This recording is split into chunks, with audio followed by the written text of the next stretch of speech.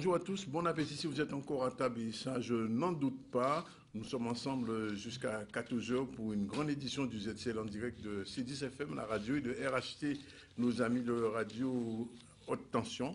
Je vous remercie d'être avec nous. Bonjour Keïssa. Bonjour David. Et nous allons tout de suite vous annoncer un peu les personnes qui, avec nous, vont tenir cette édition. On va recevoir tout à l'heure Madame Marianne Grenier Drachois, c'est ça? Granebois, je ne suis pas trompé, MGD, on pourrait dire, pour aller vite. Voilà, c'est la nouvelle directrice de la CAF Guadeloupe. On a beaucoup de questions à lui poser tout à l'heure, vous verrez ça. On recevra ensuite Raymond Pater-Taurin, qui est professeur de danse pour son spectacle qu'elle va présenter à Sony, c'est important. Et puis Gilbert Pinsmaille, notre ami journaliste, sera aussi là dans le cadre de la semaine de la presse. Et puis plus tard, nos deux chroniqueuses, notre psy, la chronique santé psycho avec Mina Yankamala. Et un peu plus tard, Véronique Kellery viendra nous parler d'une campagne de pub qui défraie la chronique. Voilà un petit peu le sommaire de nos invités. Mais pour l'actualité, tout de suite, les titres avec Keïssa Zorobabel. Oui, David, nous ouvrirons l'édition d'aujourd'hui en partant sur des haies, plus précisément au collège Félix Aladin Flémin, où ce matin, les parents d'élèves et équipes éducatives étaient mobilisés contre les baisses injustifiées des divers moyens. Et puis l'info continue, prenons nos bagages direction Paris, où vendredi dernier, toujours dans le cadre de la Journée internationale des droits de la femme, a eu lieu un événement à l'hôtel de ville à Paris autour du thème inceste, la révolution du silence. Et pour finir cette édition, nous allons parler de la semaine libanaise qui a commencé hier soir au pavillon de Pointe-à-Pitre. Et oui, c'est bien cette part de la population de notre île que l'on retrouve aujourd'hui un peu partout dans les secteurs économiques. Mais pour l'heure, il est 12h36. Tout de suite, on passe à l'interview avec Dani. Merci Keïssa, et je vous l'ai dit, on reçoit la nouvelle directrice de la CAF, on va essayer de bien dire son nom, Marianne Grenier-Dranebois, c'est ça, voilà, cette fois-ci. Voilà, elle est là, elle remplace M. Saint-Clément qui est parti à la retraite et qu'on salue en passant qu'il regarde peut-être aujourd'hui. Madame Dranebois, alors la première question, bien sûr, elle est d'actualité, je vous l'ai dit, c'est la question des crèches de Guadeloupe. Vous avez eu une réunion hier avec le groupement des crèches de la Guadeloupe. On sait qu'il y a beaucoup de difficultés. Alors, est-ce que la CAF a peut-être aidé à résoudre le problème? Alors, la CAF a participé effectivement à un groupe de travail sous l'égide de la préfecture de Guadeloupe, et qui réunissait cette réunion le GAPEG, mais également d'autres associations représentatives des crèches, et l'ensemble des services et représentants habilités en fait à traiter de ce problème. Alors le vrai souci en ce qui concerne les crèches, c'est effectivement le financement. Nous avons à peu près en Guadeloupe 70% de crèches qui ont une forme associative. Nous avons relativement peu de crèches rattachées ou gérées par les communes. C'est un vrai problème. Et il y a en fait une réglementation qui existe maintenant depuis 2010 qui s'appelle la prestation de services unifiés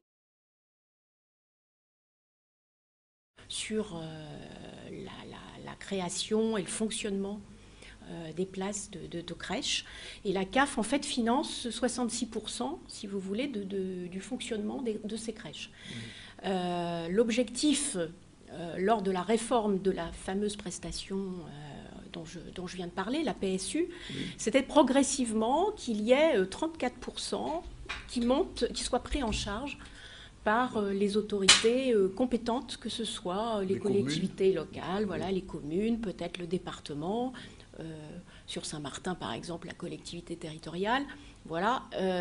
Donc il manque aujourd'hui, si vous voulez, 34% globalement dans le financement d'une journée et d'une place de crèche. Mais alors, ça veut dire que les collectivités, visiblement d'après ce que vous dites, qui n'ont pas versé au pot, si je peux parler comme ça, vont le faire?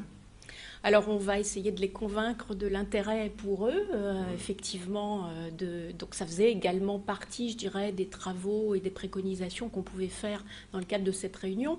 C'était de dire qu'effectivement la CAF va essayer de mobiliser le national pour maintenir une prestation de compensation qui est appelée à disparaître progressivement. Parce qu'au départ, si vous voulez, avec cette réforme, les 34% étaient compensés d'une certaine manière par des fonds qui étaient appelés à diminuer au fur et à mesure de la montée en puissance des autres financeurs.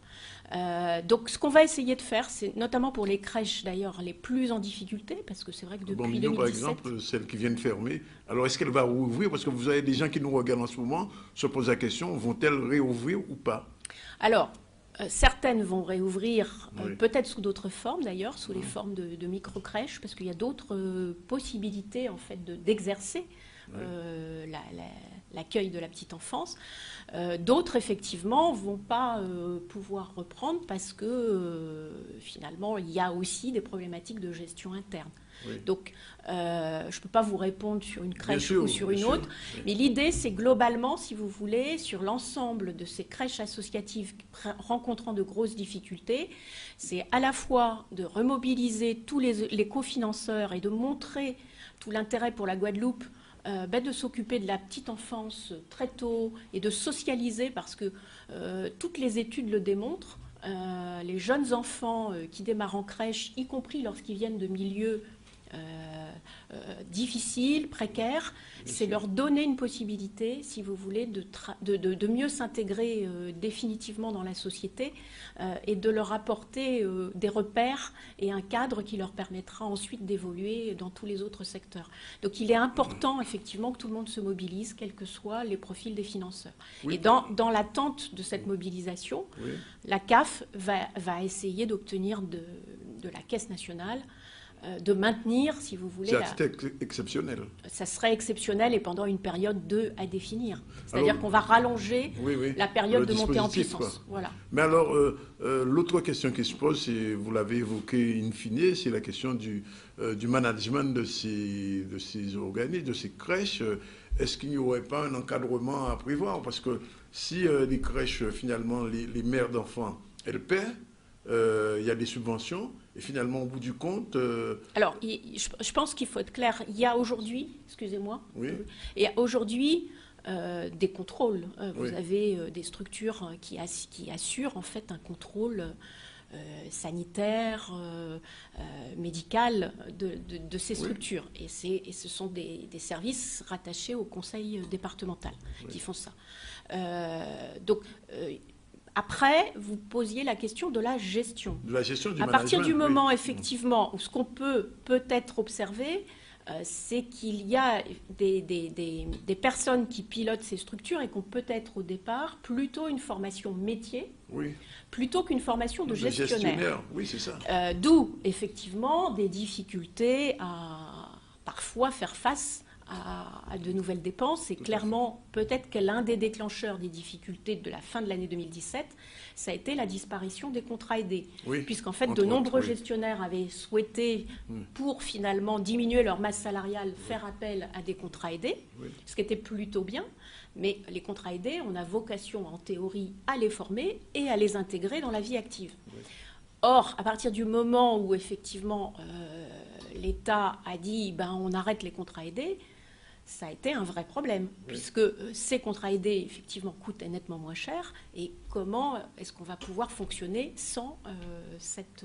Le représentant de l'État qui était à cette réunion, est-il sensibilisé à la question? Va-t-il faire remonter les informations? Oui, absolument. Vous aviez également le représentant de la DIECT qui était présent. Vous aviez également... une représentante de la cohésion sociale. Non, tous les secteurs de l'État sont particulièrement sensibilisés, je vous le garantis. Bien. Alors, on va passer à autre chose. Alors, vous le savez, là, vous êtes arrivé dans un bâtiment tout neuf, enfin, qui a quelques années, mais enfin, relativement neuf quand même. Relativement neuf, oui, relativement neuf. Et beaucoup d'allocataires se plaignent, ça nous est revenu, c'est une des raisons que j'ai souhaité vous recevoir, du fait qu'aujourd'hui, l'accueil à la CAF n'est plus ce qu'il était. C'est-à-dire qu'une dame qui a 65 ans aujourd'hui, qui ne sait pas utiliser le portable ni les tablettes ou l'Internet, tout simplement, a des difficultés à suivre son numéro d'affiliation, etc., etc. qu'est-ce qui est fait pour pouvoir aider ces personnes? Alors, attention à ce que vous dites quand vous parlez de l'âge des gens qui Enfin, témoignent. quand je dis ça, c'est pas péjoratif. Hein, c'est pas péjoratif. Non, c'est une question de formation. Vous avez en face de vous une dame qui a largement dépassé les 60 ans, oui, non, qui fait partie d'une génération comprenez qui bien, n'était pas née avec les Guadeloupe, tablettes. Non, vous comprenez bien qu'en Guadeloupe, oui, il y a ce qu'on appelle un gap, un choc de génération, c'est-à-dire ma mère ne sait pas utiliser une tablette. C'est sûr. Je suis entièrement d'accord. C'est ça le problème. Oui, non, mais et il y a beaucoup de Guadeloupéennes qui vous regardent en ce moment. C'était une plaisanterie. Oui, d'accord. Mais c'est pour vous dire qu'effectivement, je pense que cette montée en puissance de la dématérialisation qu'on connaît pas seulement à la CAF, et du numérique qu'on connaît dans tous les services publics, bien sûr, qui va toucher tout le monde au niveau des impôts, au niveau de Pôle emploi, partout. Oui. Alors, à la fois, c'est effectivement une volonté forte de l'État qui d'ailleurs s'exprime souvent avec un slogan qui est 100% dématérialisé. Oui. Alors, c'est un objectif qu'on nous demande de tenir. Oui. À la CAF, on va le transformer un petit peu et on va dire, nous, on veut en fait 0% de personnes qui soient en rupture par rapport à la numérisation et qui soient victimes de la fracture numérique. Oui, vous avez dit alors, ça veut dire qu'on va avoir toute une frange de notre population, des personnes que l'on traite. Je regarde votre jeune collègue, mais les gens qui ont des enfants... d'ailleurs, mais elle est dans le numérique. Qui sont aujourd'hui les parents et notre public cible à nous. C'est d'abord effectivement les parents avec des enfants et c'est la génération des gens qui ont entre 20 et 45 ans. Oui. Ça, c'est notre public. Et on a parmi notre public énormément de gens tout à fait autonomes qui savent utiliser les smartphones, beaucoup mieux que moi, qui savent utiliser Skype, qui savent en fait se rendre sur Internet. Et on a un site qui est somme toute plutôt bien fait puisqu'il a toujours été reconnu comme étant parmi les sites les plus accessibles et faciles de navigation. Oui. Donc tout ce public-là, que moi j'appellerais les autonomes, va pouvoir effectivement être beaucoup plus rapidement renseigné et pouvoir faire une partie des démarches. Oui. Après, on a effectivement une frange de la population. Ça va être des gens qui ont des problèmes de langue, des gens... Je pense par exemple là avec Saint-Martin, des gens qui ont des difficultés particulières, y compris d'ailleurs même avec le français. Ou qui n'ont même pas l'Internet, quelquefois. Ou qui n'ont même pas l'Internet. Oui. Ou des gens qui ont des problèmes de lecture. Oui, ça arrive. Ou avec la démarche administrative. Aussi. Tous ces gens-là, si vous voulez, nous, notre réponse, c'est de dire je personnalise la gestion et je leur propose, je dirais, des rendez-vous personnalisés. Oui, c'est ça qui manquait. L'optique, c'est ça. Alors, par contre, c'est vrai que par rapport aux difficultés... La prise en charge, elle est un petit peu compliquée parce que nous venons de prendre possession d'un nouveau bâtiment. Oui. Et que nous allons longue aussi, non ? Un petit peu longue. Ben, on a réouvert il y a maintenant quelques mois. Et pour le coup, on a des vagues, des périodes. Par exemple, là, au mois de janvier, vous avez ce qu'on appelle la réactualisation des droits. Oui. C'est-à-dire qu'en fait... On reprend les ressources que les gens ont pu percevoir et donc on a tout un tas de situations qui ont changé et pour lesquelles un certain nombre de personnes, justement parce qu'ils n'ont pas fait leur déclaration aux impôts à un moment donné, se retrouvent en rupture de droit. Donc si vous voulez, la période aujourd'hui, au moment où effectivement on redait notre site, elle est un petit peu compliquée en ce sens qu'on a un espace totalement ouvert, c'est-à-dire que les gens qui n'ont pas Internet, ils ont un espace libre-service à l'intérieur du site. Oui. Et ils ont un accompagnement avec des collaborateurs qui sont là pour leur montrer comment faire. Donc cet espace, cette fonctionnalité du libre service, elle est effectivement peut-être à certains moments un petit peu embolisée, on va le dire. Juste. Un peu juste. Oui. Encore que, paradoxalement, vous allez avoir des plages horaires, vous allez avoir des gens qui vont continuer à arriver très tôt en début de matinée. Oui, malheureusement. Oui. Et qui vont effectivement... Sans rendez-vous, quelquefois. Sans rendez-vous. Sans rendez-vous. Alors, ceux qui ont un rendez-vous, ils vont être pris en charge, ils vont rentrer, ça va pas poser de problème. Oui. Et je pense que ces personnes-là sont tout à fait satisfaites de la prise en charge. Oui. Après, c'est l'accès aux locaux, avec une petite difficulté qu'il faut qu'on arrive à résoudre, c'est que nous sommes copropriétaires dans le bâtiment, en fait, où nous accueillons le public. Donc ça, c'était des choix qui avaient été faits de manière à ce que le site d'accueil soit à côté des locaux de la CAF, le siège. Oui. Et pour le coup, c'est un petit peu compliqué parce qu'il y a effectivement d'autres activités qui s'exercent sur ce site et que donc les modalités d'accès sont parfois un peu compliquées. Par contre, puisqu'on parle de l'accueil, on a à la fois parlé de la dématérialisation et de l'accueil aussi, quelquefois qui n'est pas toujours très sympathique. Voilà. Et moi, du tout très sympathique, effectivement, selon les remontées. Il y a des accueils peut-être pas très sympathiques, on va y revenir, mais on a aussi des comportements très agressifs. Mais oui, mais l'un entraîne l'autre. L'un entraîne l'autre. Oui, c'est ça. Et donc, moi, je voudrais quand même revenir sur ça, parce que réellement, c'est vrai qu'avant même que j'arrive, que je prenne mes fonctions, tout le monde savait qu'il y avait eu à quartier Hôtel de Ville, qui était l'ancien site, des dégradations avec un monsieur qui s'était complètement déchaîné. Totalement. La conséquence pour tous les allocataires qui utilisaient ce site, ça a été qu'ils n'ont plus eu d'accès à la CAF. Donc moi, je souhaiterais pouvoir le dire de manière très ferme. D'abord, je serais intransigeante avec les actes de violence, qu'elles soient verbales ou qu'elles soient physiques. Tout le monde, on vous soutient sur cette affaire-là. Deuxièmement, que c'est effectivement quand on arrive à ces extrémités auxquelles il ne faut pas arriver, que finalement le service il se dégrade encore plus. En contrepartie, et mon discours, il est aussi de dire au personnel, et le personnel doit être conscient que son activité, son métier, sa fierté, c'est le service aux allocataires et tous les allocataires de Guadeloupe. Alors justement, la question que j'avais posée, sans viser personne, est-ce que les personnels d'accueil sont vraiment formés à ce type d'accueil? Parce qu'en fait, on se trouve dans une situation où des gens sont en difficulté, n'ont pas de réponse pendant des semaines, des mois à leurs questions, et quand ils arrivent, elles sont, entre guillemets, mal accueillies. Alors effectivement, ça crée un incident. Donc, on prend à l'envers comme à l'endroit. Voilà, il y a différentes réponses à ce que vous évoquez. À la fois, nous sommes quand même à des milliers de kilomètres de la Caisse nationale, des systèmes d'information. Et clairement, sur un certain nombre de dispositifs, nous avons parfois, parce que nous sommes en Guadeloupe, mais nos collègues de la Martinique, de la Réunion rencontrent les mêmes difficultés, ou de la Guyane rencontrent les mêmes difficultés, nous avons parfois des problématiques informatiques ou techniques qui malheureusement, on essaye de les résoudre au plus vite, mais peuvent générer des dysfonctionnements et des problèmes.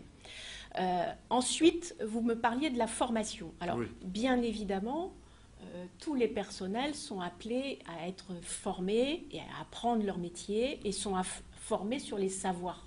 Je parle bien de l'accueil, je ne parle pas de la technicité des personnels. Non, mais moi je vous parle de l'accueil. Par contre, on a eu un renouvellement de presque 80% sur les personnels d'accueil. Un renouvellement qui date de quand, si je peux me permettre? De début 2017. On a un phénomène démographique particulier à la CAF de Guadeloupe. Je ne sais pas si vous vous rappelez, mais la CAF de Guadeloupe avait été créée en 1972. Tout à fait. Et donc, il y a effectivement un certain nombre de personnes qui aujourd'hui atteignent l'âge du départ en retraite. Et on est effectivement avec des pourcentages de renouvellement extrêmement conséquents.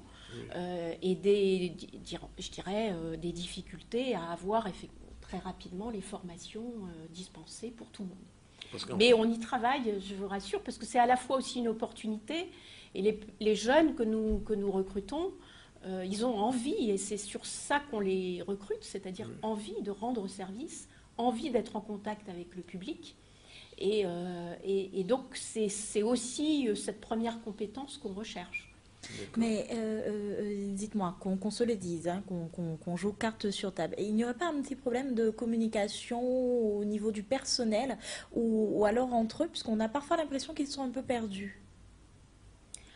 Problème de communication entre le personnel et les informations qui ne sont pas relayées. J'ajoute, je connais bien la responsable de communication que je salue en passant, Patricia, mais il me semble quand même qu'il y a un déficit de communication d'une manière générale de la CAF, parce que, il faut le dire, c'est un gros organisme qui brasse beaucoup d'argent, beaucoup d'allocataires, mais pas suffisamment d'infos, pas suffisamment de com pour pouvoir informer les gens des changements. Parce qu'en fait, ce qui s'est passé, c'est que d'un coup, on a eu le numérique, le changement de lieu est quelquefois un accueil un petit peu déficitaire. Alors, ça fait quand même 3 choses importantes. Alors, je pense qu'il y a plusieurs aspects. Il y a ce que vous appelez la communication, au sens communication institutionnelle, ce que je suis un petit peu en train de faire aujourd'hui, faire de la représentation. Et je rappelle que c'est moi qui vous invite et que vous n'avez pas sollicité.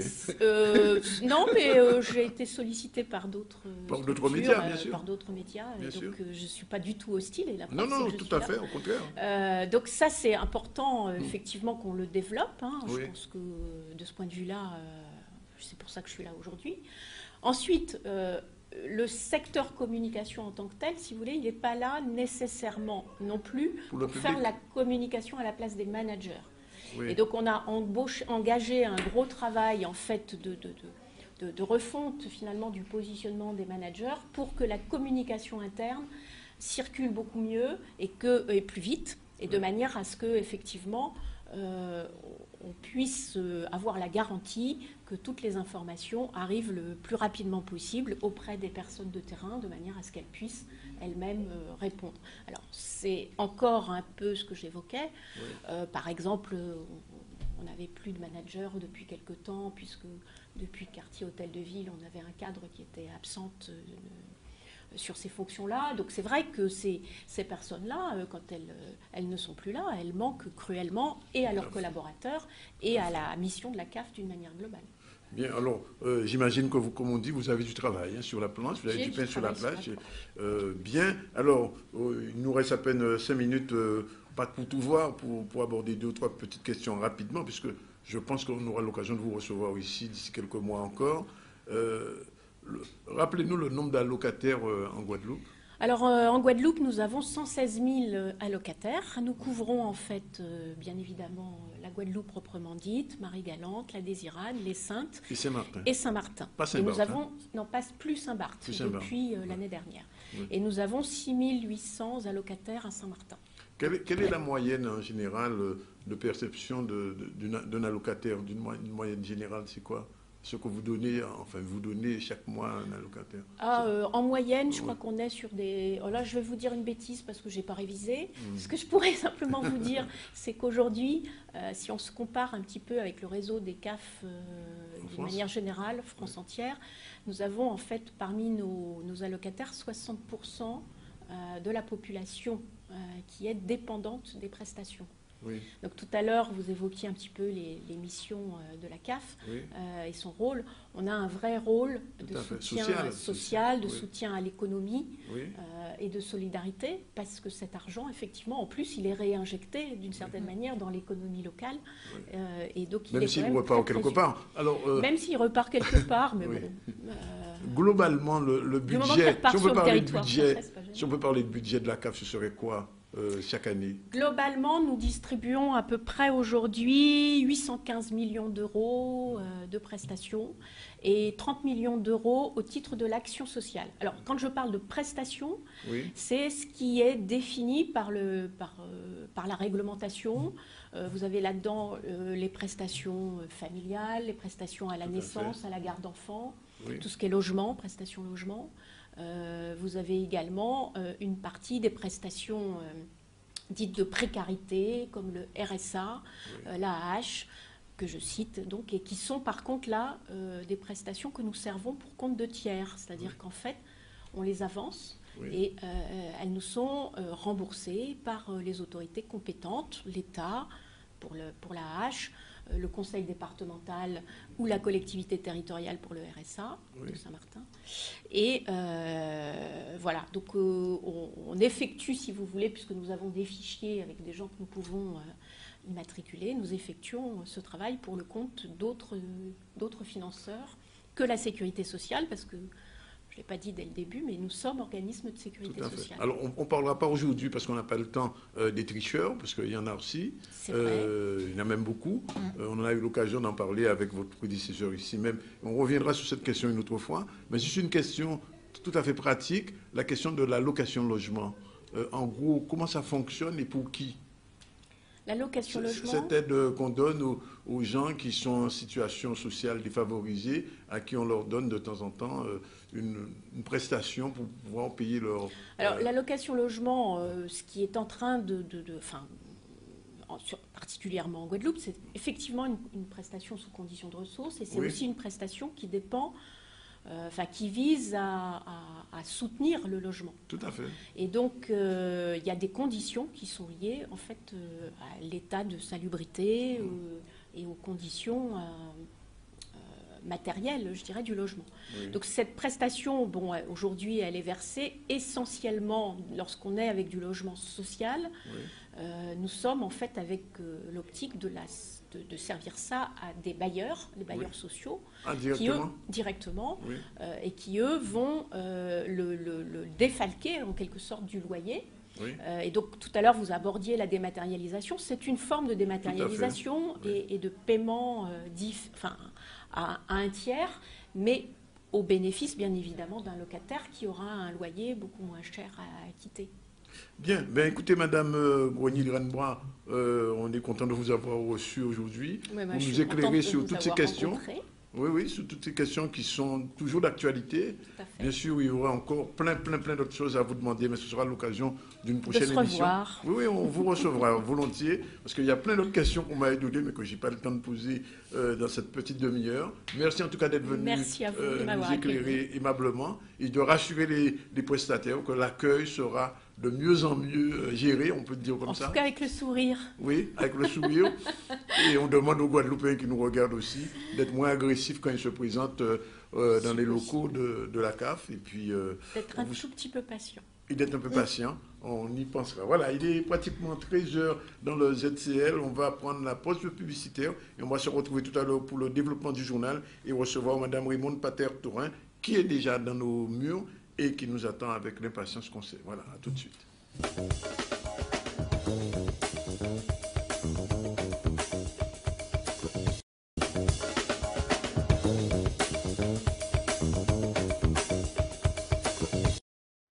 Voilà, il est 13h06 dans le ZCL et retour sur l'actualité. On va recevoir, je vous l'ai dit, Raymonde Pater pour son spectacle qui sera à ce vendredi. On va parler avec elle, mais tout de suite, on revient vers Kessa Zorobabel pour l'information.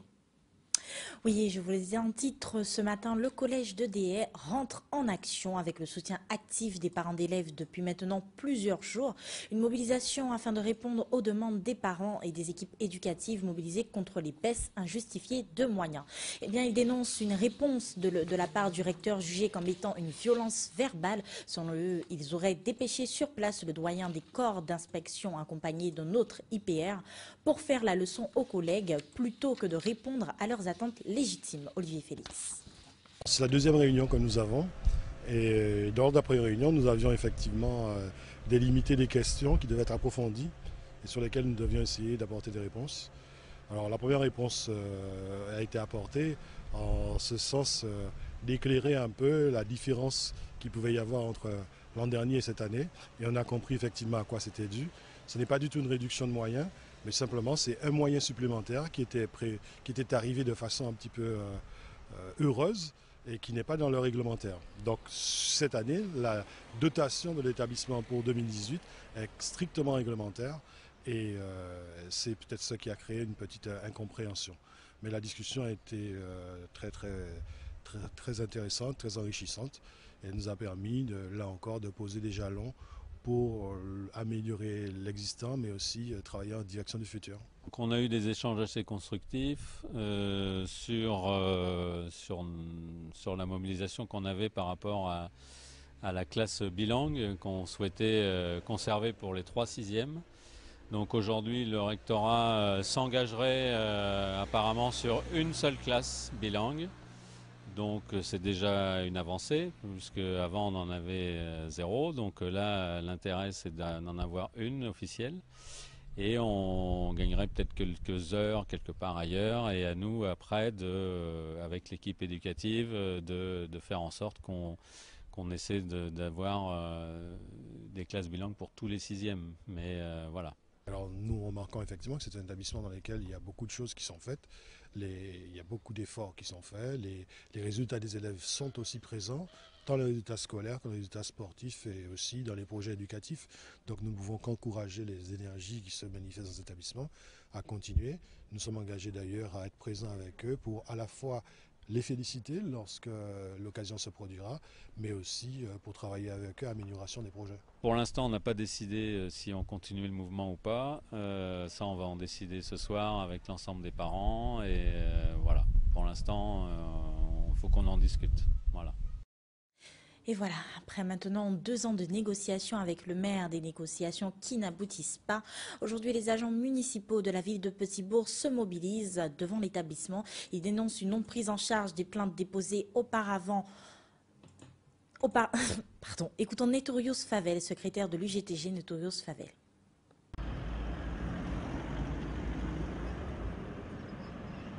Au matin, c'est vrai qu'on est obligé de débrouiller la commune Tibou, puisque nous quand même 10 ans, nous avons fait des négociations, mais rien pas avancé. Nous avons un protocole qui signé ici. Depuis 6 mois, les camarades ont relancé l'autorité là de façon à ce qu'elle nous saisisse pour nous discuter concernant la situation du personnel, mais elle n'a pas répondre. Alors, si l'union a notre obligation, nous avons l'obligation d'accompagner les travailleurs et donc nous mobiliser l'ensemble des services ici pas qu'à fonctionner là. Et nous attendons, c'est vrai que DGSA j'avais nous déjà parlé, nous attendons pour nous contrer surtout sur la revalorisation du régime indemnitaire. Nous avons fait une proposition jusqu'à maintenant, il paraît qu'on il faut répondre nous. Nous avons cérémonie aussi en collectivité là qui attend non complet et à la même équipe là des gens qui attendent complet. Donc il faut nous régulariser cette situation là ça. Et nous aussi des conditions de travail pour l'ensemble des travailleurs, collectivité Tibou. Et donc c'est la raison qui fait que nous debout là. Et nous attendons seulement, nous avons dit aussi, s'il pas pressé, nous pas pressé. Si répondent nous d'accord, c'est nous là. Mais s'il pas répondre aussi, nous continuer jusqu'à l'aide que saisissions ta veille de façon à ce que nous pour nous parler de situation à travailler à la commune Tibou. Voilà, 13h10, et je vous l'ai dit, nous allons recevoir Raymond Pater bonjour. Et Bonjour. pourquoi on la reçoit, c'est parce que Diouma est de retour. On avait reçu Raymond il y a quelque temps, c'était pendant le mois de l'Afrique, il y a peut-être 2 ou 3 semaines, pour un spectacle unique. Et on posait la question, est-ce qu'elle nous t'a ouvert Diouma? Réponse. Eh bien, bonjour tous ces gens là qui a écouté ZCL là et qui a regardé nous. Effectivement, nous avons bissé Diouma et peut-être même nous même triplé d'avoir ni un des gens dont Canal 10 qui parlait tellement bien de Diouma que nous trapper en 11 journées devant à toutes ces tickets là qui étaient faits à Robert Loison là. Et laissez mon là ça voit spectacle là. Yo dit nous en pongeant yo ni telle famille qui pas voyer faut yo voyer et c'est comme ça nous profiter pour demander villes abîmes et ça te ka tomber bien d'avoir à dans cadre à mise en valeur des droits de la femme et comme pièce là ça sont pièces aussi la femme ni l'eau importance nous valait et donc yo demandé nous est-ce nous peut jouer yo a dans cadre là ça et c'est comme ça nous balancer la sauce. Nous avons balancé la sauce vendredi, c'est-à-dire. Les gens qui ne peuvent pas voir, là, on regarder seulement quelques images à spectacle. Moi, j'ai eu l'occasion de voir, on s'y faisait à sonner avant, il était joué. On était en vivre, en loupé, voilà, c'est un pays loupé. Alors, pour les gens qui ne pas connaître, peut-être que les gens qui ne pas connaître, Diouma, Kassaye, où là, ça sorti. Alors, Diouma, c'est une pièce chorégraphique qui va mettre devant problématique à Saouye. Et à reconnaître qui nous y nous c'est la plupart des gens qui en Guadeloupe nous c'est de descendants soit afro-descendants ou indiano-descendants ou blanc-descendants baronnettes mais et surtout moi Caraïbes descendante aussi puisque moi en famille et c'est vrai que afro-descendants là ou indiano-descendants là ils fait nous rejeter en l'eau ils fait nous mépriser refouler jusqu'à ce que nous étions dit. Mais on peut faire tout ça au voulez. Là, on va Racine a décidé de retrouver, de retourner à Sioux. C'est ça qui a fait, qui a retourné à Sioux. Il faut que ça fasse à d'éveil. Et c'est aussi, on travaille à l'entour. Gardez vous, qui ou blanc, qui ou noir, qui ou indien, qui ou caco, qui ou marron, reconnaître fonda là, au cas où il est vraiment. Parce que encore une fois, si vous ne pas connaître où là sorti ou pépé ni force pour savoir où là calé. Et en l'esprit là, ça, en mettant en place Juma, l'Afrique a créé, d'avoir ces rencontres en Guadeloupéenne, avait en sept rails qui a crié et qui a fait semblant n'est pas connaître et n'est pas vrai, mais jusqu'à temps que il tient en bras et enfin qu'il reconnaît que c'est ça y est. Alors, deux petits mots quand même en lettre Juma, mais aussi musical aussi, parce que nous avons un son qui est un genre spécial dans la pièce là, ça, ou là ça sorti, qui j'en mettre ça, pour qui on mette comme ça. Alors, ça sorti ça n'a pas fait longtemps au Sénégal, et nous sommes à réserve de Bangui, et c'est son-là, ça. Sont à Lyon, enfin non, il ne faut pas en dire trop parce que faut mon avis découvert en qui l'État nouillé. Oui. Et c'est un travail qui fait alentour à son, mais alentour à Groka, alentour aussi à des musiques anciennes. On y comprend que en cas trouvé moi au Sénégal, elles vont madame qui a chanté et madame là qui a chanté créole, mais à pas créole sorti du français. Mais c'est une sorte de créole portugais. Oui. Et il a dit, mais ça, son prière qui a fait. Donc, musique là, on dit, gens très vieux, mais en tout cas, tiennent, par exemple, Annie, sont là, ça, en particulier, puisqu'elles sont très traditionnelles, et qui dit, on a écouté Mama Vunzi, qui est enregistré en 78 tours, mais c'est ça qui a fait authenticité et charmaille. Et puis, nous y avons, nous, des tambouillés mérites, qui c'est Olivier Edom et Gérald Dudol, qui a accompagner tout ça, avait gros cas, mais un gros cas plutôt contemporain, mais au pauvre parti là, sans pas encore au Japon. Non, pas vrai, puisqu'on et surtout, nous avons jeune, en Tévlévin là, là, mais il était qu'à travail. C'est un jeune garçon, c'est celle garçon là qui l'entend qu'interprète, nous c'est Edgy Lewis, et qui ont un don exceptionnel déjà, sont belles danseurs. Mais en plus de ça, c'est qui a fait tout maquillage là et qui sont maquillage bien spécifique à ces danseurs-là et ces danseuses-là. Alors, c'est vraiment... Enfin, on dit un maquillage spécifique pour qu'il y ait un cas de spécifique. Mais c'est ça, il faut autres vignes vraies. D'accord, bon. Et okay. C'est vraiment en invitation au voyage. Ils ont cisé à Sonis, mais ils ont voyagé entre le Sénégal et l'Afrique du Sud, qui j'en trouvé. En ramassé. Oui, en ramassé. Dernier bitin que je parce que là, on voit petit frisé à pièce là, on voit à Sonis, on voit des gens qui dansent, parce qu'on a l'habitude à spectacle, on a des fois 150 personnes assis à cette scène-là. Voilà ça, on réduit le nombre là pour qui bitin. Alors, parce que faut cibler, ça, on te l'a dit.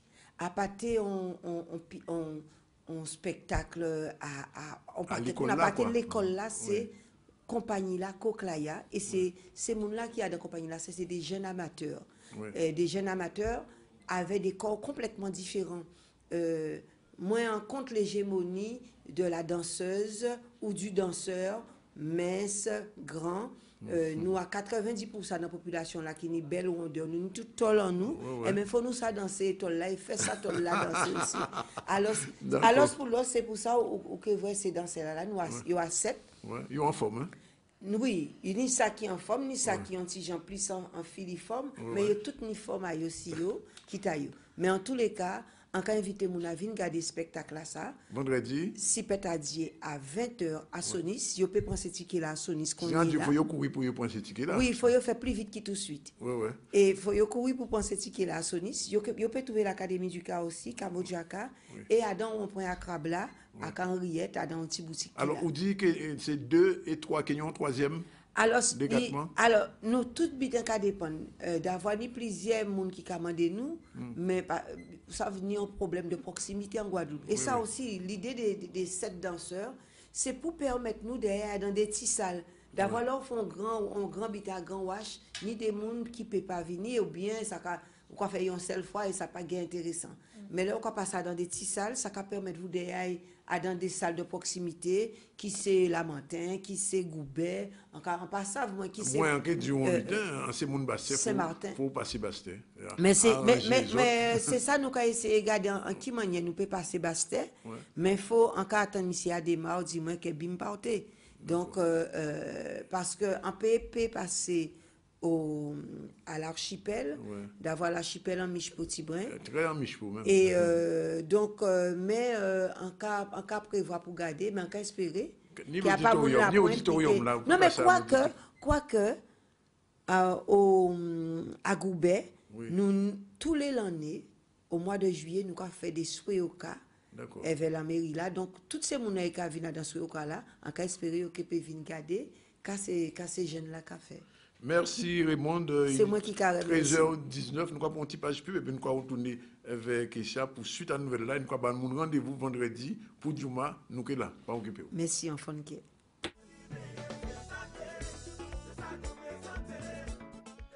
Bonjour et bienvenue chez moi à Petit Canal. Je suis Axel Collangean, présidente de Ballon au Canal. Pour nous aider à faire bouger les lignes à Petit Canal, Ballon au Canal vous invite à son grand midi minuit. Rendez-vous le samedi 31 mars, samedi Gloria, à la ferme Allée du Moulin à Petit Canal à Cluny. Au programme, bon manger local, animation avec du gros cas, de la danse indienne et le groupe Dynasties en live. 25 € en prévente, 30 € sur place. Infoline 06 90 00 22 07 et Facebook Ballon au Canal. Vin bon nous fausse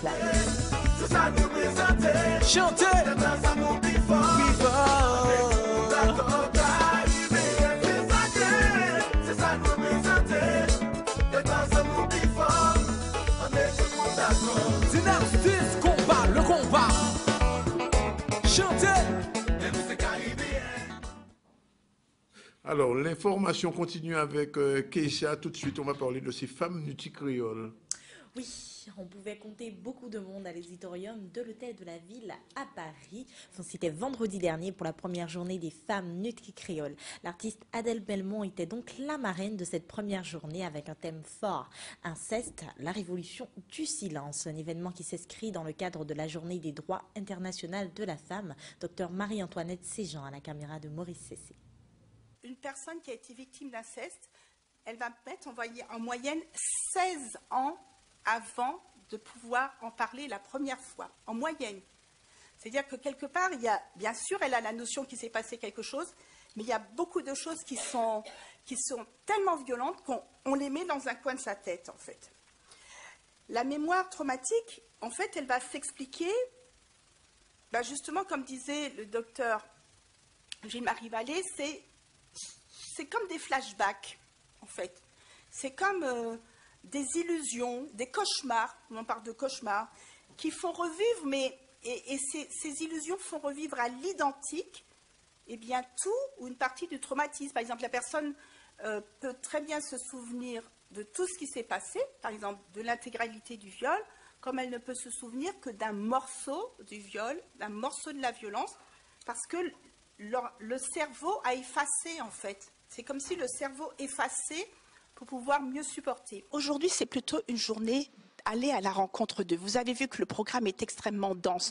Donc en fait, ça ne sera pas vraiment, c'est pas quelque chose de curatif, c'est pas quelque chose où le public va s'exprimer. Racontez-moi, j'ai vécu l'inceste. D'ailleurs, parmi les intervenantes, il y a 2 personnes qui ont vécu des traumatismes énormes. Donc il y a déjà Madame Fabienne Sainte-Rose qui, bien qu'ayant vécu l'inceste, a créé une association pour accompagner des victimes d'inceste. Et il y a aussi Madame Marie Lissou qui est une écrivaine franco-camerounaise de renom et qui à l'âge de 8 ans, a quand même été donnée par son père à un marabout. Donc ça veut dire que nous avons déjà les victimes, elles sont déjà sur le plateau. Donc ce ne sera pas pour pouvoir libérer la parole forcément du public, parce qu'on n'est pas dans un espace thérapeutique, on est dans un espace informatique. Il peut y avoir quelques échanges, mais surtout, nous avons déjà prévu une brochure avec toute une série d'associations pour que les gens puissent être redirigés directement. D'ailleurs, moi, je vais dire aux personnes, allez voir votre médecin traitant. Et vous savez, le simple fait qu'on ait eu ça et qu'ils se rendent compte que finalement, sur quoi ça peut déboucher de faire une psychothérapie, d'aller voir son médecin traitant. S'ils ne veulent pas aller voir le médecin traitant, nous donnons des petites prospectus à l'entrée avec toutes sortes d'associations, dont le CAFAM. Mais ce qui est aussi important, c'est que quand même, je tenais à dire que par rapport à ce thème de l'inceste qui est si fort, j'aurais bien envie de démultiplier ces manifestations, notamment dans les territoires des Outre-mer. Voilà, il est 13h23, c'est l'heure de notre chronique Psycho-Santé, tout de suite générique.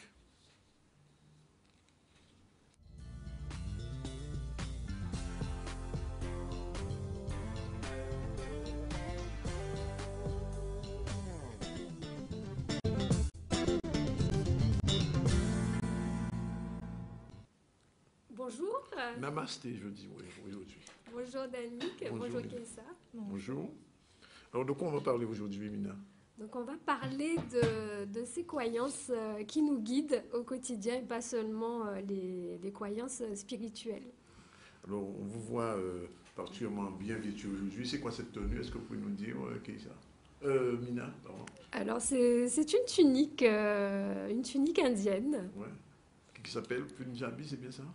On peut l'appeler Punjabi. Ça varie en fonction des régions de l'Inde. Voilà. Alors, ces croyances qui nous guident, alors, quelles sont-elles? Alors, on va y aller. Donc, ces croyances, elles sont présentes quand nous rêvons de faire des choses, quand nous pensons, nous faisons ou nous imaginons que nous faisons des choses. Et suivant la croyance qui est présente, que ce soit sur la réussite, l'argent, le succès, la santé, donc certaines personnes vont se dire que ce n'est pas pour eux ou ça n'arrive qu'aux autres. Donc ça aura pour effet d'empêcher ces personnes de réaliser leurs objectifs. Alors que chez ceux qui réussissent, la foi a été présente à 100% pour les guider vers le succès. Alors, ces croyances, elles influencent notre vie quotidienne? Oui, sur tous les plans. Hein. Donc, on le voit chez les personnalités. Donc, les personnes qui se préparent à accomplir des choses très importantes provoquent les circonstances au lieu d'attendre que le succès vienne à eux.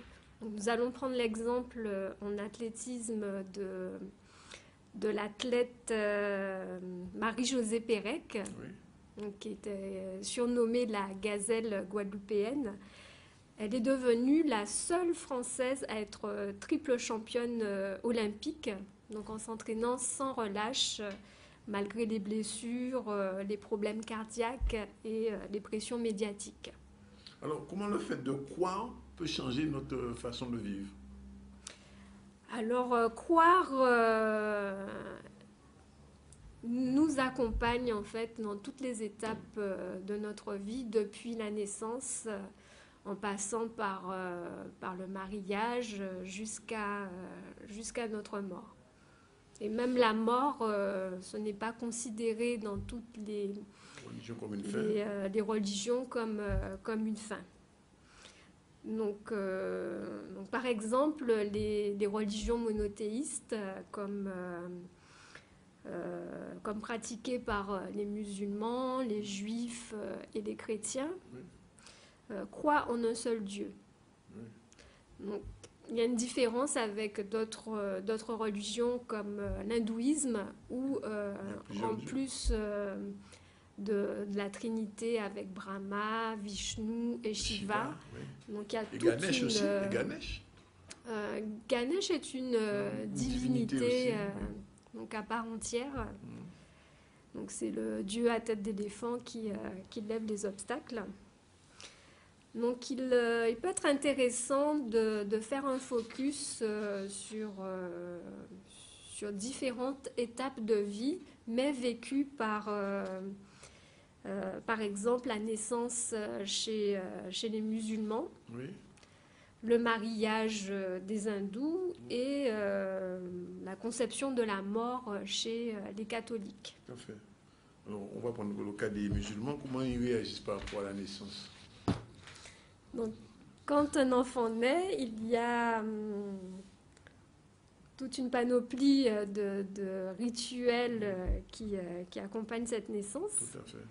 Donc, il est recommandé de choisir un prénom qui détermine en quelque sorte le parcours de vie de l'enfant.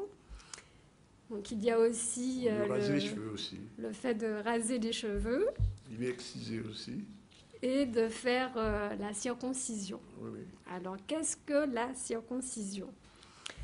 Donc ça consiste à enlever le repli de peau qui entoure donc les parties génitales du garçon.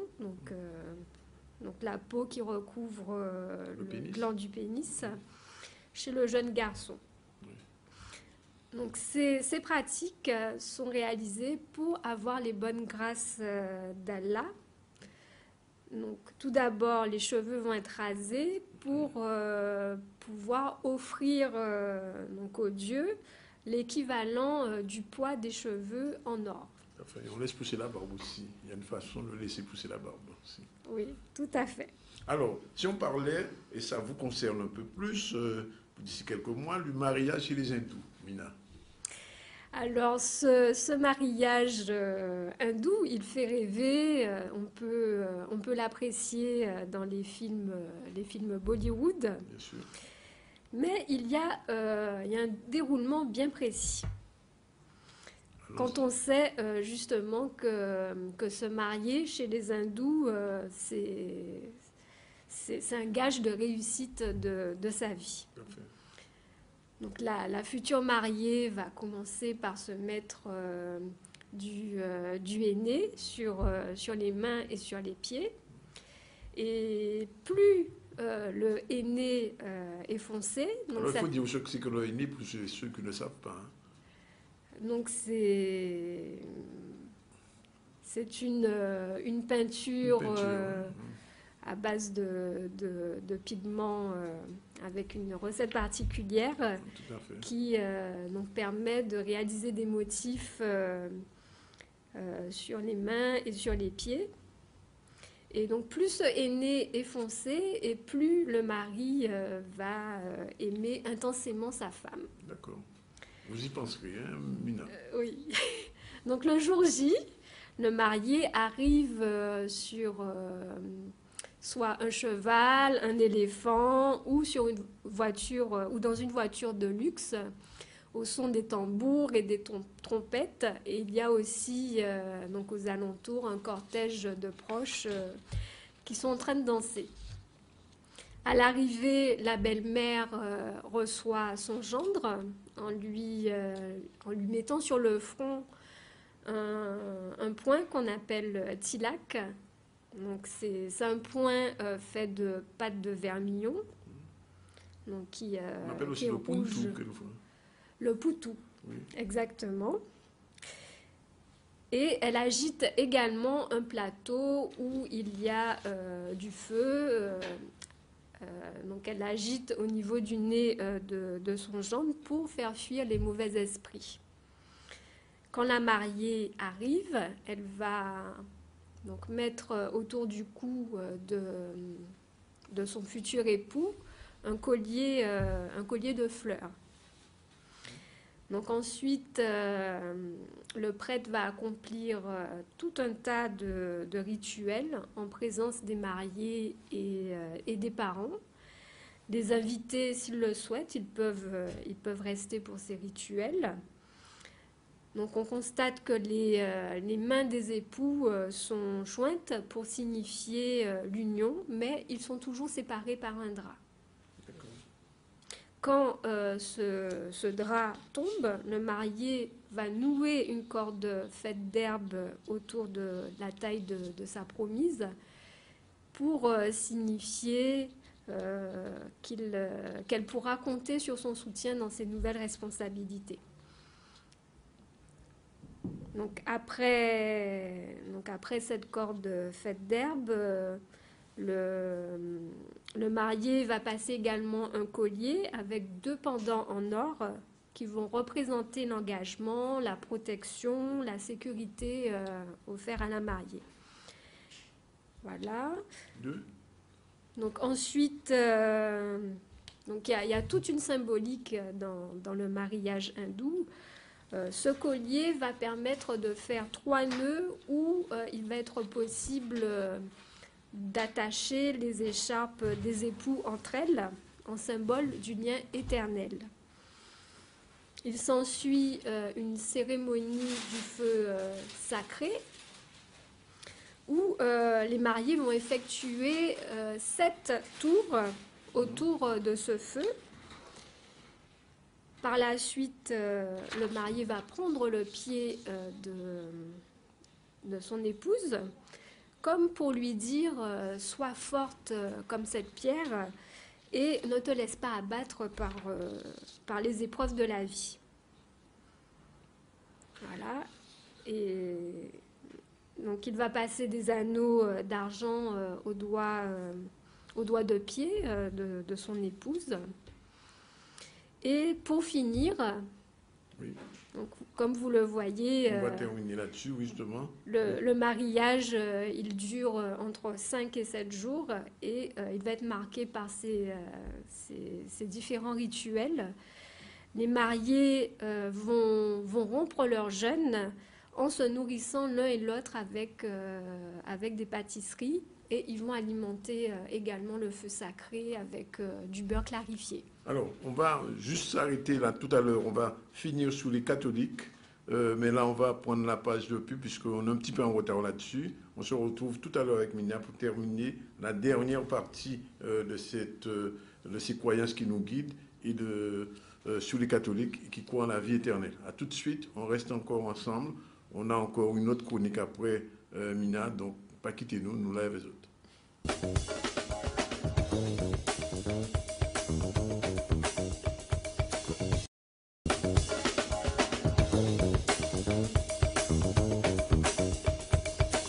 Voilà, il est 13h40, nous sommes toujours avec Mina pour la chronique psycho et on a parlé du mariage hindou, mais il y avait une question qui restait en suspens, Mina.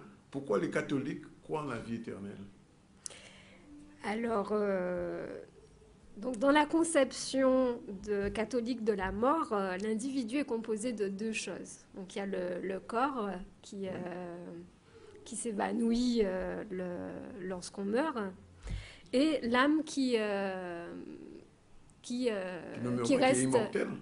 immortelle. Et donc, lorsqu'une personne meurt, cette âme va rejoindre Dieu. En attendant le jugement dernier, comme on dit. Et de là, donc, la Bible nous dit dans l'évangile de Jean à son chapitre 3, verset 16, « Car Dieu a tant aimé le monde qu'il a donné son Fils unique, afin que quiconque croit en lui ne périsse point, mais qu'il ait la vie éternelle. » Voilà. C'est l'évangile de Jean, ça, hein? Oui, l'évangile de Jean. Verset 3. Jean chapitre 3, verset 6. Voilà. Vous connaissez ça aussi, Madame Kelly? Naturellement, oui. Bien. Alors. Donc, c'est à point nommé, alors qu'on est dans la période de carême. Du carême, oui, oui. Voilà, et qu'on a dépassé la moitié du carême. Oui, c'était la mi-carême l'autre jour, donc on a dépassé. Ben, Mina, on vous remercie pour ces croyances qui nous guident. On a fait un petit peu le tour. Bien évidemment, il y aura encore beaucoup de choses à dire là-dessus. On a un petit peu parlé du mariage indien et hindou. Et ça, je le note. Et on aura l'occasion d'y revenir probablement avant la fin de l'année. En tout cas, un dernier mot, Mina? Oui, d'avoir même pu voir ces différentes conceptions, que ce soit des musulmans, des hindous ou des catholiques, qui sont des composantes de la société guadeloupéenne. Donc c'est tout l'intérêt d'une société laïque, puisque donc, ça permet aux citoyens de vivre en paix et libre. Et ça, c'est très important. Merci, Mina. Il est 13h42. Il nous reste 18 minutes pour faire la chronique de communication. Mais avant, je voulais dire qu'on a reçu tout à l'heure Raymond Pater-Taurin. Il y a 3 tickets à gagner pour le spectacle qui aura lieu à Sounis vendredi. Alors, c'est premier arrivé gagner Cabane, comme on dit, 26 73 03. Vous donnez votre nom et vous dites ZCL, je veux gagner le ticket pour le spectacle de Raymond Taurin qui s'appelle Dioma. Deuxième information, demain, grève générale, vous le savez, puisque c'est l'affaire de Mota sera devant les tribunaux, devant le tribunal français. Et donc, l'UGTG a lancé un mot de grève. Alors, prenez vos dispositions. Soit vous restez chez vous si vous ne voulez pas aller travailler, soit vous êtes dans le mouvement, mais en tout cas, demain, ça quitte moins bandit.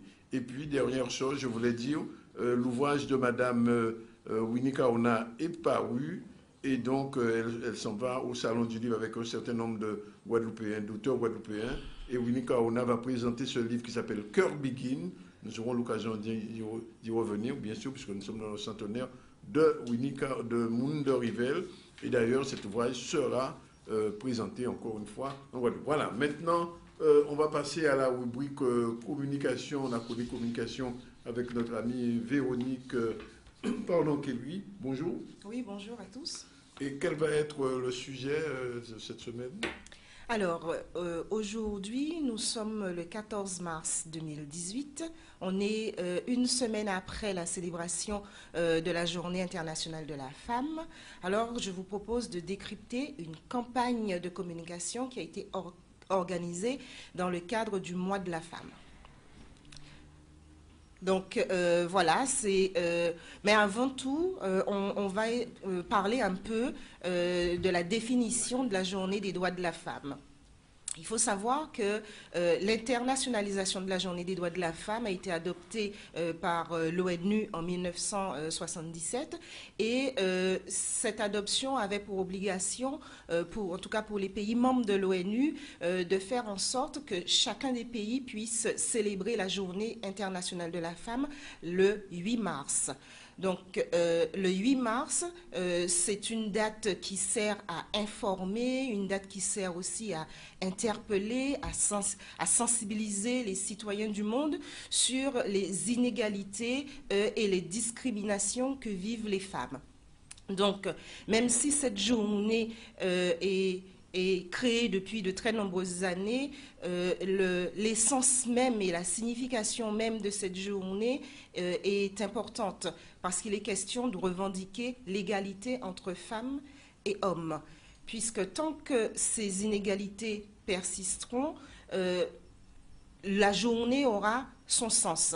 Et aujourd'hui, il y a au XXIe siècle de nouveaux combats qui s'ajoutent à cette cause de la femme, tels que la gestation pour autrui, tels que l'égalité économique et sociale, mais aussi tels que la féminisation des entreprises.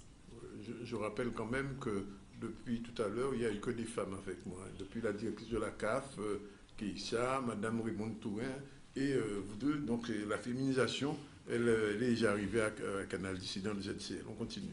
Oui, la féminisation également est arrivée dans l'enseigne que je voudrais vous présenter, la campagne publicitaire aujourd'hui. Cette enseigne qui peut-être ne vous a pas échappé, surtout les hommes, ça n'a pas dû leur échapper puisqu'il est question de femmes et de belles femmes qui travaillent dans une chaîne de restauration rapide, et on sait que la restauration rapide, c'est la malbouffe, et ces femmes sont directrices des restaurants. Cette chaîne de restauration présente en fait 8 restaurants sur la Guadeloupe, et parmi les 8 restaurants, il y a 5 femmes qui dirigent 5 restaurants. Donc, du coup, ce sujet, justement, ce thème qu'on évoquait tout à l'heure de féminisation des entreprises, nous constatons que cette entreprise l'a bien engrangé dans le cadre de sa campagne. Alors, quel est, Véronique, le message que l'annonceur veut faire passer à travers cette campagne? Alors, à mon sens, le fait de présenter justement ces femmes sur un fond noir, elles sont vêtues de noir, elles sont bien maquillées, elles présentent leur meilleur profil, elles sont belles, elles sont jolies, elles sont tous sourires, on dirait des mannequins, on dirait des miss dans un concours de beauté, montre bien que bon... c'est la valorisation de la femme qu'on veut mettre en avant. Et c'est une image, en fait, c'est une campagne qui vise à véhiculer une sorte d'image authentique de leur enseigne, dans le but en fait d'instaurer une relation de confiance. Confiance à la fois pour le public qu'on vise, le public externe, mais aussi confiance pour le public interne, c'est-à-dire les salariés même de la chaîne de restauration. Ces directrices de restaurants qui ont été présentées, que vous avez vu tout à l'heure défiler les images, elles semblent heureuses, elles semblent satisfaites de leur travail, elles sont épanouie, en tout cas, elle donne cette impression-là. Et elle véhicule une image, j'ai envie de dire, une image positive, un message qui est rassurant à la fois sur la qualité de vie au sein de leur enseigne. Donc, cette campagne est censée, en fait, donner envie au public de faire confiance à la chaîne de restauration, à la fois pour la qualité du service, mais aussi pour la qualité des produits qu'ils proposent, indépendamment de tout ce que nous savons comme conséquence de la malbouffe. Hein. Mais cette campagne a aussi cet avantage de donner envie, en tout cas de faire carrière au sein de cette chaîne de restauration. Donc l'objectif de la campagne, à mon sens, c'est de faire gagner l'enseigne en capital sympathie. Mais est-ce que c'est ce qu'on voit réellement? Comme toute publicité, il y a des messages subliminaux. Et naturellement, je veux, par exemple, qu'on se rappelle toujours de cette même chaîne de restauration qui a pour habitude, quand elle communique, de communiquer essentiellement sur son produit. Donc, on voit bien les photos de son hamburger, on voit bien ces photos avec toutes ces boissons gazeuses, pétillantes et toutes ces matières grasses. Mais cette fois-ci, ils ont décidé de faire ce qu'on appelle, nous assistons en fait à un glissement sémantique où ce sont les femmes qui sont mises en avant et on peut s'interroger et se demander est-ce qu'on peut justement les manger ou bien est-ce que ce sont les nouveaux menus présentés par cette chaîne de restauration. En tout cas, ça peut laisser équivoque. C'est pernicieux, ça. C'est équivoque, il faut le reconnaître. C'est ça, justement, la définition de ce glissement sémantique, parce que ça crée des équivoques. Ça peut créer aussi des interprétations et passer à côté du message essentiel. Mais quand il s'agit, vous l'avez vu tout à l'heure, de faire appel à Amiralty, pour une même campagne de la même enseigne, et on voit bien dans cette image que Admiralty... On va revoir l'image d'Admiralty un peu. Voilà, on voit bien que l'artiste pointe du doigt le produit. Donc, il oriente le regard sur la marchandise elle-même. Oui. Donc, il n'y a pas d'ambiguïté possible. On ne va pas manger Admiralty, voilà, oui. Il n'est pas... il se détache totalement du produit en montrant réellement le produit, en disant c'est ce que vous mangez. Oui. Et quelque part, pas moi, quoi. Contrairement à ce que nous avons vu tout à l'heure avec les femmes où ça peut laisser supposer cela. Alors, quel sens donne à l'association du personnel et l'image de l'entreprise, les deux en même temps? Alors, quand on associe, pour un salarié, quand il associe son image à la campagne publicitaire de son entreprise, c'est pour montrer aussi sa fierté d'appartenance à l'enseigne, sa fierté d'appartenance à la marque. On sait bien que quand on valorise le personnel, ça a forcément une répercussion forte sur sa motivation. Donc, s'il est motivé, il va donner le meilleur de lui-même. Donc, il y aura de la productivité, il y aura de la rentabilité pour tous. Et c'est vraiment un point intéressant pour la direction, pour l'entreprise. C'est aussi un message fort lancé à destination de son salarié, dire que mon salarié, c'est le premier ambassadeur de ma marque, c'est reconnaître publiquement l'expertise de ses équipes, c'est de le valoriser, c'est de le motiver et c'est apporter en fait cette touche d'authenticité à des enseignes qui, par moment, sont des entreprises venues d'ailleurs, qui ne sont pas totalement guadeloupéennes, mais c'est surtout pour...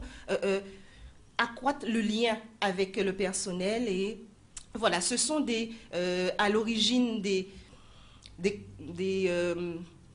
moments importants pour le salarié, des moments importants pour le chef d'entreprise, d'associer à la fois mon entreprise et mon salarié. Ce sont un échange de confiance entre les deux, et ça me semble intéressant quand il est bien fait, quand il ne crée pas de quiproquo, d'ambiguïté. Quand il est bien fait, ça peut être une chose intéressante. Mais en fait, malgré tout, cette entreprise de restauration n'a pas été la seule à marquer la journée de la femme. Non. Effectivement, le mois de la femme, le mois de mars, c'est un mois que certaines entreprises marquent d'une manière particulière dans leur enseigne. Certaines ont choisi de faire des campagnes publicitaires à grande échelle, comme nous venons de le voir avec l'enseigne de restauration, mais d'autres entreprises ont choisi de faire une communication en interne et par moment de publier également un post sur Facebook. Donc, je vous ai trouvé une entreprise qui est leader dans la protection sociale mutualiste et qui a choisi en fait de gratifier son personnel, de reconnaître son personnel, le travail de son personnel à travers cette image qui a été publiée sur Facebook. Il s'agit de la MMG qui dit à son personnel ce message. Parce que vous êtes belle, intelligente, drôle, généreuse, précieuse, merveilleuse, unique, chacune d'entre vous est une force vive, digne d'être aimée. Merci. Et l'entreprise prend le soin de citer les prénoms de chacune de ses collaboratrices. On ne voit pas leur visage. On ne voit pas leur visage. Là, oui, on ne voit pas leur visage. J'ai compté, il y a plus de 50 prénoms, donc 50 photos. Ça fait un peu beaucoup, alors que l'entreprise a choisi justement une communication relativement discrète autour de cette thématique de la Journée internationale de la femme. Alors, en conclusion, qu'est-ce qu'on dira de la malbouffe à votre entreprise plus discrète? Alors, quand on choisit d'associer les membres de son équipe à sa campagne publicitaire, c'est une bonne chose pourvu que les raisons ne soient pas équivoques, que ça ne déborde pas. Il faut bien cadrer tout cela dans le cadre d'un vrai projet d'entreprise, de façon à ce que justement tout le public interne soit fédéré autour de ce projet d'entreprise. Et là, le fait d'avoir mis en place ce projet commun entre direction, entre salariés, nous allons dans la même direction, nous faisons les efforts qu'il faut pour faire émerger l'entreprise. À ce moment-là, effectivement, ça peut être une très bonne chose. Mais il y a aussi l'envers de la médaille quand nous constatons que le message peut être équivoque, ça peut être négatif pour l'image même du salarié, comme on l'a vu tout à l'heure, qui peut être substitué carrément à l'objet.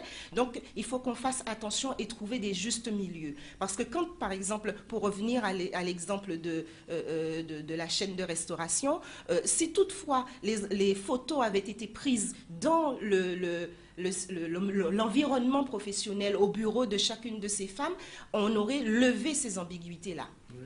Mais une autre question, si ces femmes étaient plus âgées, n'étaient pas des mannequins, enfin, pour ce qu'elles paraissent, est-ce qu'on les aurait photographiées, à votre avis? Il est question de faire ressortir l'expertise des gens, de permettre aux gens de s'identifier aux entreprises. Probablement, l'entreprise n'aurait pas choisi de mettre en avant justement ses salariés. Aurait choisi de marquer le coup différemment, comme nous l'avons vu tout à l'heure avec cet autre exemple. Tout dépend du message qu'on veut faire passer. C'est parce qu'elles sont belles, c'est parce qu'elles sont jolies également que ça a encouragé, elles sont jeunes, ça a encouragé justement cette façon, cette méthode de communication. Et finalement, ça valorise ou non la femme? Comment? Est-ce que ça valorise ou non ces femmes de McDo? Pour moi, non. Ça ne les valorise pas forcément puisqu'elles sont... on peut faire cet amalgame facilement entre le produit même, entre la malbouffe, entre les menus. Oui. Donc pour moi, non, la comparaison est trop... Elle est trop implicite. Donc pour moi, non. Le fait de le faire justement dans l'entreprise, qu'on montre la femme au travail, là, elles sont plus dans une posture où on dirait des miss, on dirait des... Je n'ai rien contre les concours de beauté, mais c'est pour montrer cette chosification de la femme, c'est pour montrer cette femme objet. Moi, je pense que le fait justement de chosifier la femme n'est pas valorisant pour elle-même. Bien, merci pour cette chronique inspiratrice, puisque on trouvera la suite sur CCN, où effectivement, je le dis, il y a un petit article allant dans le même sens, et il est 13h54. Alors, 57, je rappelle que si vous voulez gagner des invitations pour le spectacle de Raymond Pater, Diouma, qui se fait vendredi à Sonis, 26 73 03, Pagnon-Loup, Porté-Manève. Sinon, nous, on a fait terminer. On remercie Mina d'être avec nous tous les 15 jours. Merci. Merci. On remercie aussi Véronique. On remercie Keïssa qui n'est plus là qui a terminé son journal, et puis notre équipe technique, comme chaque semaine, chaque jour d'ailleurs, du ZCL, qui permet de réaliser cette émission la plus regardée sur cette tranche horaire, et c'est tant mieux. On se retrouve demain à partir de 12h30 pour un nouveau ZCL, même si demain on sera en grève générale. Je crois que Harold sera à Bastia en direct du procès d'Omota, et nous serons là avec vous comme d'habitude. Et vendredi, je vous l'ai dit, nous recevons le maire de Désirade, qui est président de l'association des maires de Guadeloupe. Voilà, c'est terminé pour aujourd'hui. À demain. Si vous n'avez pas encore déjeuné comme moi, bon appétit. Sinon, prenez le dessert, en passant à nous. Salut.